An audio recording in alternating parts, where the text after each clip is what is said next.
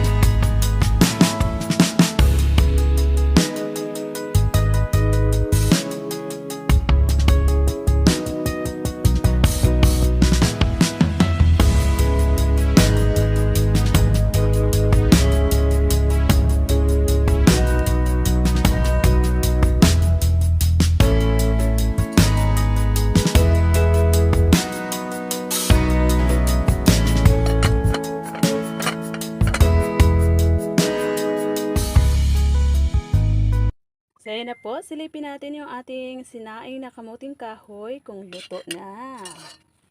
Ayan, luto na po. Luto na po kasi bitak-bitak na siya. So, ayan, kunin na natin.